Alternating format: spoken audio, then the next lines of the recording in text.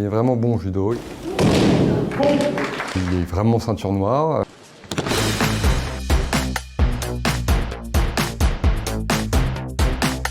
Comme Hollywood crée ses héros, en fait, il fallait que Vladimir Poutine devienne le héros de la Russie.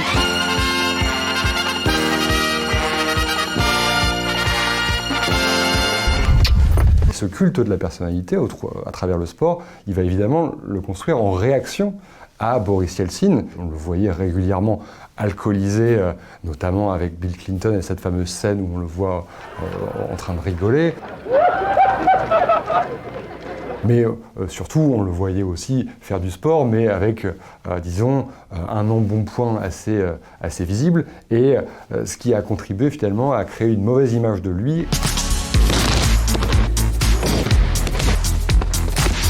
Vladimir Poutine va construire une forme de mythe, de légende autour de sa personne, comme quoi il se serait fait grâce au sport, il serait sorti des bas-fonds des rues de Leningrad, donc l'ancienne Saint-Pétersbourg, dès qu'il avait 11 ans, que c'est son entraîneur de judo qui lui a sauvé la mise, sans quoi il serait devenu un voyou finalement. Et en fait, il dira à la population russe, faites du sport, devenez sportif, et vous allez pouvoir vous en sortir comme moi. Около 2–2,5 часов. А занимаюсь я в зале, плаваю, иногда ухожу на татами, если у меня есть спарринг-партнер. И не так часто, как бы хотелось, но играю в хоккей.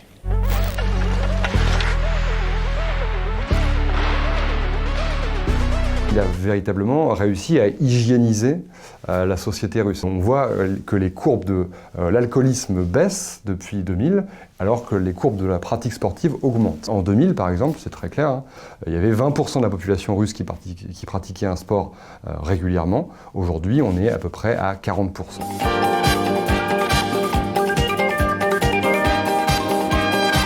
Il y a beaucoup de ces conseillers politiques dans les années 2000 qui décrivent en fait que très tôt, ils se sont rendus compte qu'il fallait en fait brander entre guillemets la marque Vladimir Poutine, en fait qu'il fallait créer une image. On a vu notamment Vladimir Poutine effectivement tourner en dérision et finalement utiliser comme au judo la force de son adversaire à son avantage, notamment avec cette parodie, ce mème qu'on voit sur internet où on voit Vladimir Poutine sur un ours en train de le chevaucher.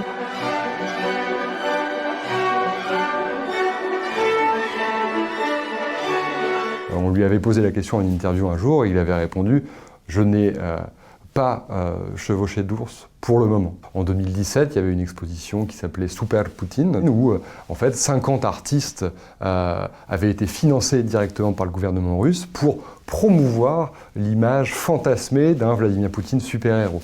Et parmi les 50 œuvres qui avaient été exposées, il y en avait une bonne vingtaine qui mettaient en valeur Vladimir Poutine en sportif accompli. Это здорово, потому что в каждой картине художник выразил именно те ценности президента, которые являются характерными качествами для него. Quand Vladimir Poutine n'est pas adulé, en réalité, il est craint.